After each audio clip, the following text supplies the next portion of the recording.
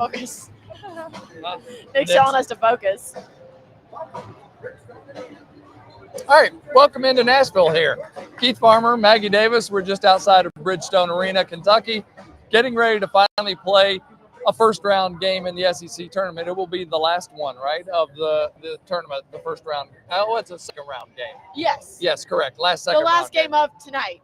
I was like, this might not be their last game, Keith. Come on. And it might not be my night. All right, it's going to be a late one. That's why I'm saying that. Here in Nashville, and the night is still young for us. Yes, we saw Arkansas get beat by Ole Miss. Texas A&M and Texas going to double overtime, which has put us into this predicament of being a really late game tonight.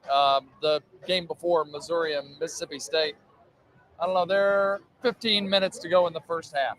So I would like to believe we're going to start 9:45, but I think it's going to be after 10. I think we're going to be pushing that 10 o'clock range, but that's all right. Have another cup of coffee. Join us here on Facebook Live. Have a good time. It's only March 1 month out of the year. Exactly. We have to stay up late. We just do. We sleep in April. I've heard that before. Exactly. Yeah, I like that. I like that. And you brought up some of the earlier games today. I think that's really indicative of what we expected from this tournament. I mean, Arkansas to lose on a last-second 3-point shot attempt that was kind of crazy. The guy who shot it started the night 0 for 6 from deep. That's right. And he hit the one that mattered most with time expiring against the Razorbacks. And then, of course, that second game, you brought it up, double overtime. I know. An amazing game. Anything can happen. Yeah. And that's what Kentucky has to be careful of tonight. Yes, you're coming in as the 6th seed. Oklahoma is the 14. You did beat them already once this season, but you can't think about any of that because absolutely the Sooners have revenge on minds. Yeah. But it is all of this game, this night, and this opportunity to move on to the next round of the SEC tournament. No doubt about it. Into the locker room last night to talk to the Sooners. They felt like they let one get away. This has been on their minds. When they probably saw the SEC bracket somewhat revealed once everything shook out from the regular season, they're like, oh, we got a chance at Kentucky. We can get through this first game with Georgia. That one is almost like having it circled early in the season. They wanted this game. You can tell that they're going to be singularly focused on this game. And so Kentucky's got to match that energy early on. Now, obviously, team, which is a good thing for the Wildcats, but some will say it's also good first game and then be ready for night 2 with Oklahoma. We'll see how much they are when they start this game. Well, the Sooners absolutely have some momentum coming into this one because of how they were able to get the win last night. It was a tie for the better part of the night between Oklahoma and Georgia, but tied 6 minutes to go. As I said, it's March. Crazy stuff happens. And, you know, how about a 16-0 run? Crazy. Sooners prove they're the team that should move on to this night's game.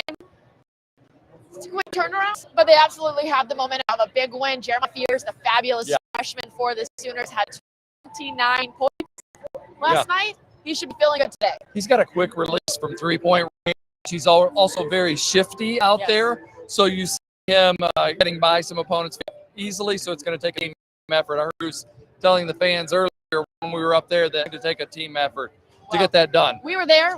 Kentucky's staff was there, not Mark Pope, but every assistant coach, a couple of students or grad assistants there with those guys as well. Coach Alvin Brooks scouting both teams, obviously, that were playing last night, whether it be Georgia or Oklahoma to move on. We now, of course, know it's the Sooner, and, of course, a couple more hours still to go. All right, Kentucky fans have already boarded in Bridgestone. They've been down here all day. It feels like there's more and more of them today from yesterday. And I had a Missouri student. Why are you all going into this game so early? You don't even feel 9:30, 10 o'clock. It's like, it's Kentucky basketball, man.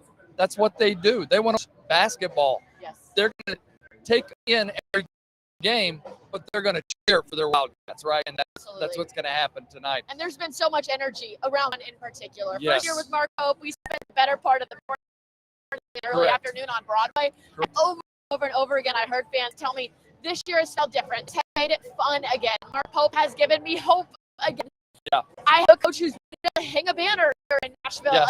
And I think that energy, that spirit has really elevated Blue Nation even more than it already was, because this spirit always shows up in this city, but this year especially. All right. If for this game, you've gotten a preview right here. Join us afterwards because we're going to have a Facebook Live following the game if you're still, and we tell you why you stay up, because after Kentucky wins, We're going into the locker room. We're going to take you with us, and you're going to hear the interviews as they happen with the Wildcats in the locker room. So I think it's going to be a blast to do that. Until then, I took my watch off. I don't know what time it is, but we have a couple hours to kill. So then I are going to go try to find something because I'm not sure we've eaten breakfast. It's been a long day here. We've been on our feet since we left the hotel at about 12:30 today. We're going to go take a quick break before the game. You should do the same. Tune in, watch the game, and then join us back here. Facebook Live. He's Keith Farmer. Over here, you can't see him. He's Nick Lazaroff. I'm Maggie Davis. Thanks for joining us. We'll see you after the game.